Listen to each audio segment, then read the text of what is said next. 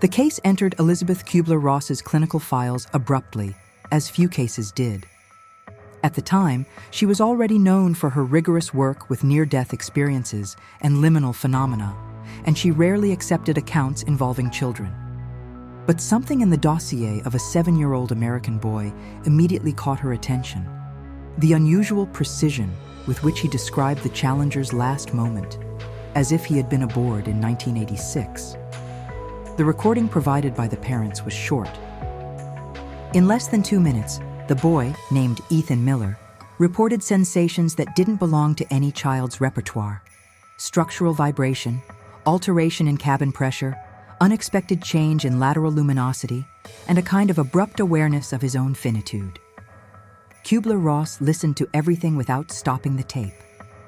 For her, these patterns did not arise from spontaneous imagination, nor could they be learned from superficial media exposure. When the recording ended, the only question she asked was, "Is there a family history in aviation?" The answer was negative. When starting the assessment, the first point that caught her attention was the absence of fanciful elements. Ethan did not dramatize, he did not create characters, he did not describe cinematic explosions.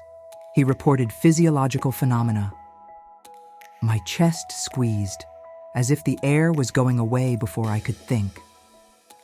It was a type of description Kübler-Ross had heard before in accounts of pilots who survived sudden decompression, but never from a boy who barely understood the meaning of decompression.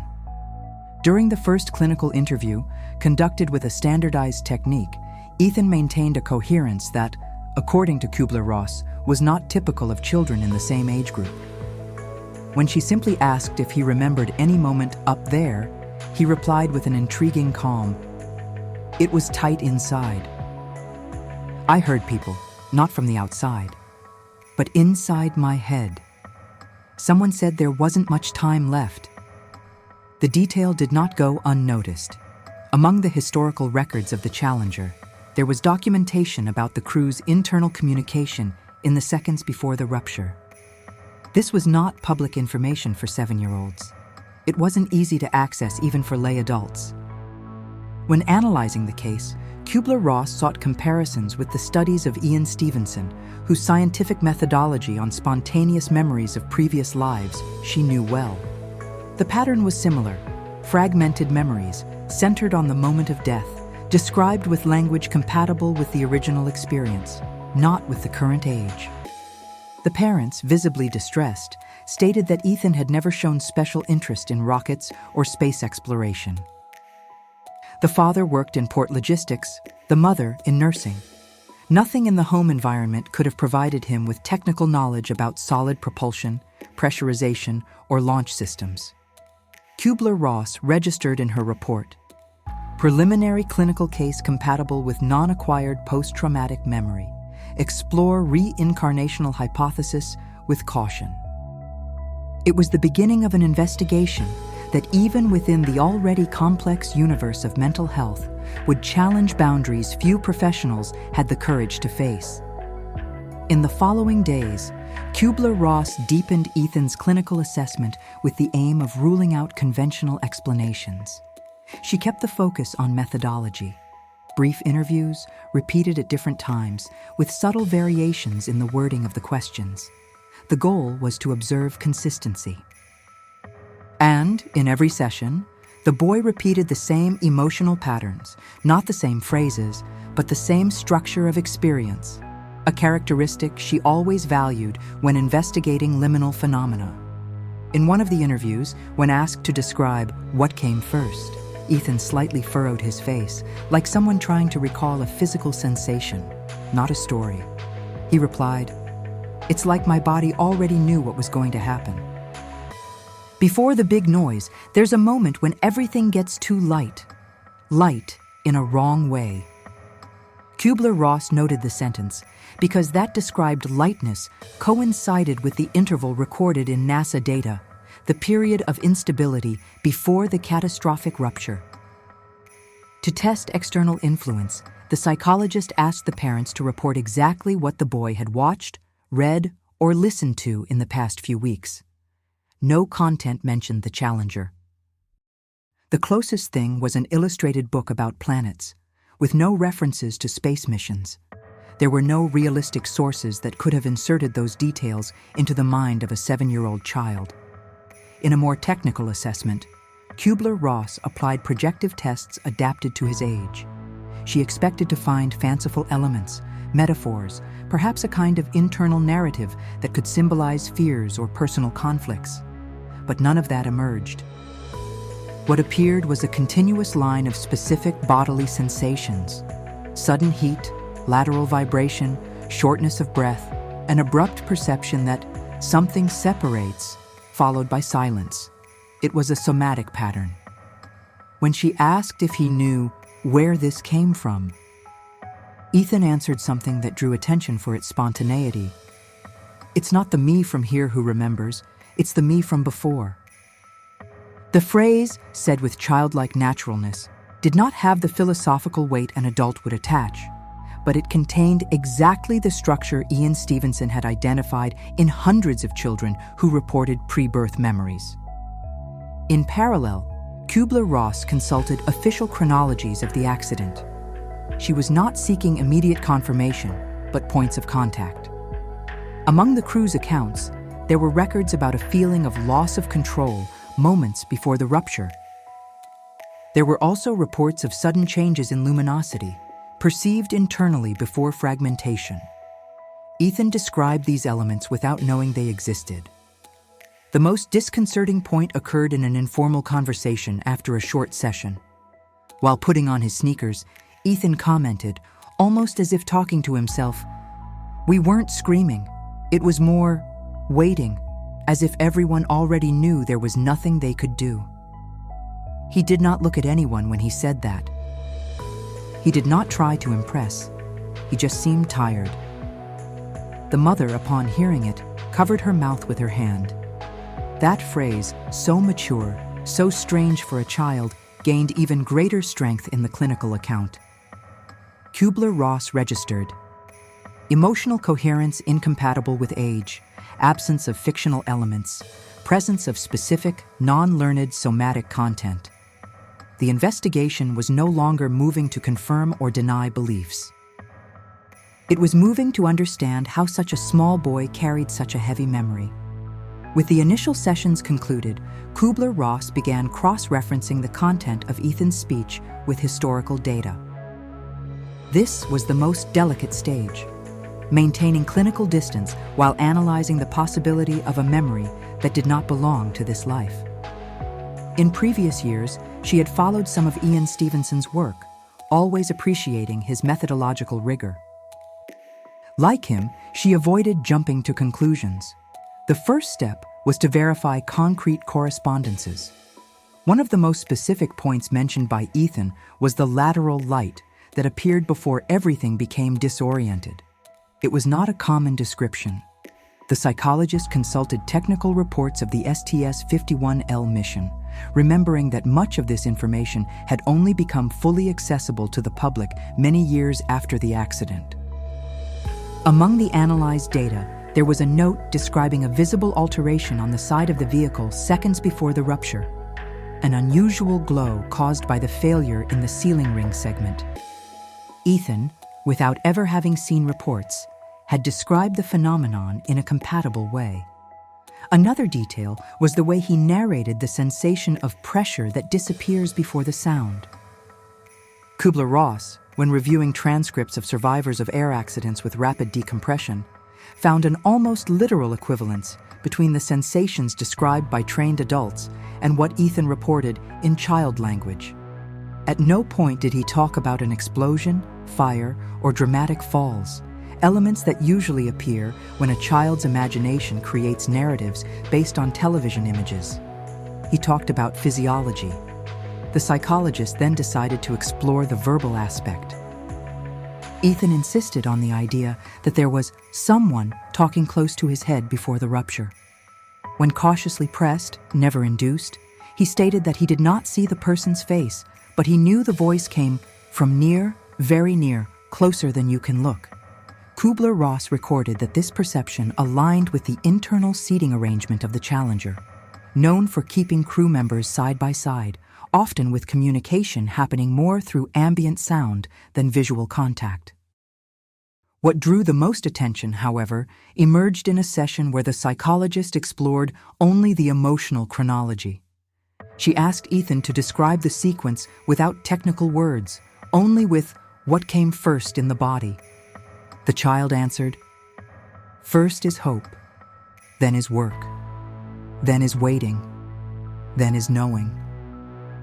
This emotional progression was extraordinarily compatible with accounts of veteran spaceflight crew members recorded in interviews from the time, a type of knowledge impossible for someone his age to acquire without deep exposure to the subject. The parents observed everything with increasing anguish. There was no joy or curiosity in what they heard, only the feeling that their son carried a burden he did not understand. The mother, in a moment of venting, told the psychologist, "He doesn't talk as if he's remembering a movie. He talks as if he's remembering a place he didn't come back from." Kübler-Ross maintained a technical stance, but inwardly recognized that this type of coherence was uncommon. In her report, she noted relevant temporal and phenomenological correspondence, absence of a plausible external source, continuous somatic consistency. It was a pattern that, in the field of spontaneous memories, only appeared in the most solid cases. The investigation now ceased to be just clinical. It began to involve history, a history that Ethan seemed to know from the inside. The next stage of the investigation required extreme care. For Kübler-Ross, the worst possible failure in cases like this was involuntary suggestion. Therefore, she never mentioned crew members' names, specific technical terms, or any direct reference to the challenger. The guidance was clear. Let Ethan spontaneously guide what he remembered. It was in one of these free observation sessions, when the psychologist simply asked him to draw what he felt, that the first truly identifiable marker emerged.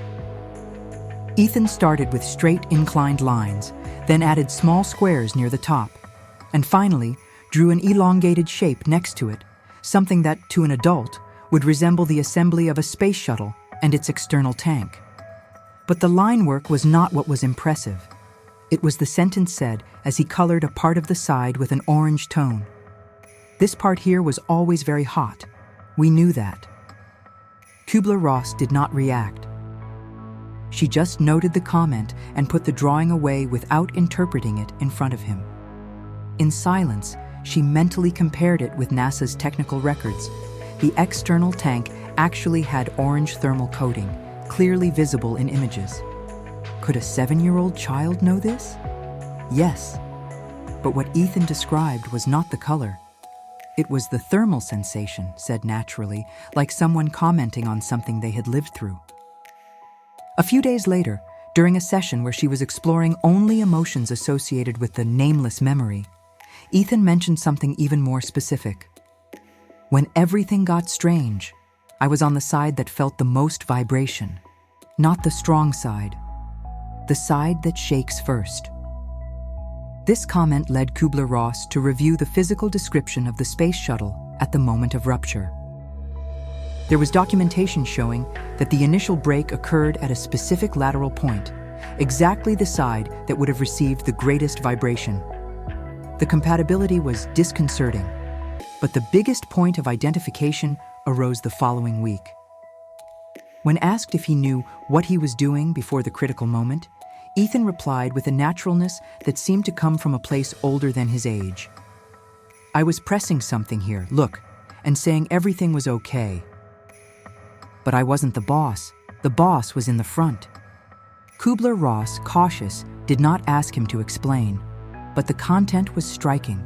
Some system monitoring functions were performed by crew members positioned behind the commander and pilot, never by children, obviously, but by the occupants of specific seats. The boy was describing a technical activity that, despite being childlike, made sense when translated into the context of the cabin. At the end of that same session, while putting away the pencils, Ethan mumbled something even more decisive without realizing the impact it would have. "I was on the right side." The psychologist froze for a moment. According to the Challenger crew configuration, one of the mission specialists occupied precisely the right-hand seat in the back row, a position that coincided with the previously mentioned line of vibration. An adult might have seen photos and recalled it. But Ethan had never been exposed to the internal layout of the cabin.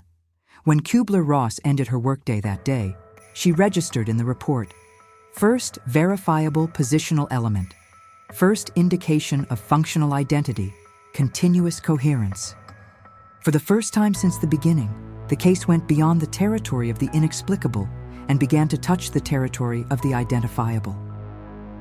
With the elements collected, Kübler-Ross knew she needed to perform the final stage of the analysis, understanding whether the memory described by Ethan behaved like a true memory, fragmented, sensory, coherent, or like a childhood construction. She revisited all the recorded sessions and noticed a pattern that rarely appeared in non-authentic cases: the complete absence of a heroic narrative. Children who fantasize usually place themselves as strong, courageous protagonists, saving someone or playing central roles. Ethan, on the contrary, placed himself in a position of helplessness, always within a larger system, always as part of a team. This structure, for Kübler-Ross, was a classic marker of real somatic memory. The final stage of the evaluation involved only open questions about the feeling of an end. Kübler-Ross was not seeking morbidity, she was seeking emotional consistency. And the boy, once again, brought something that aligned with documented patterns. He said, "It wasn't pain, it was fast. And then there was just silence, a silence that doesn't hurt." The records of the Challenger crew's last moments, reconstructed over the years by technical analyses, pointed precisely to an abrupt event with sudden loss of consciousness. Ethan's phrase, although childlike, was compatible with what researchers already knew about the crew's fate. But the most revealing moment occurred at the conclusion of the session cycle. Kübler-Ross asked him to describe only the hardest part to remember, without mentioning any context. Ethan was silent for a long time, and then he replied, without a tremor in his voice, but with a look that seemed to carry something that did not belong to a child. "The hardest part is that I remember we worked a lot, and I like that. I like the people. It was our job to go up there, and I couldn't come back to tell." The psychologist, accustomed to decades of accounts from patients near death, recognized that type of effective reference. It was not fear nor fantasy. It was grief, not a new grief, an old grief, the remnant of a bond Ethan did not understand, but carried. The parents watched the last session visibly emotional. Richard, the father, asked the psychologist if this meant their son was someone from the Challenger. Kübler-Ross did not offer conclusions, as was her ethical practice. She explained that the case presented a rare coherence, similar to those Stevenson had cataloged over decades. She also said that spontaneous memories tended to disappear as the child grew up, especially when they were not stimulated. What she registered in the final report, however, was more direct. Case compatible with non-acquired memory of a traumatic nature linked to a verifiable historical event. High degree of somatic and emotional consistency. No evidence of external influence. In the following months, as predicted, Ethan's memories began to lose intensity. The episodes became more sporadic, less clear. The family reported that one day, when asked about the Challenger, he simply replied, "I don't think I remember it clearly anymore." For Kübler-Ross, this was expected. For her, the clinical function was not to revive memories, but to alleviate the burden they left behind. And in that case, one of the most discreet, but also one of the most rigorous of her career, she concluded that what Ethan carried was not imagination. It was history. A history lived before he was born. The case remained archived, without public disclosure, preserved with the same care reserved for the most sensitive accounts. For Kübler-Ross, it was a silent reminder that sometimes human memory crosses boundaries that science does not yet fully understand, but which, when observed with rigor and respect, reveal fragments of lives that insist on remaining.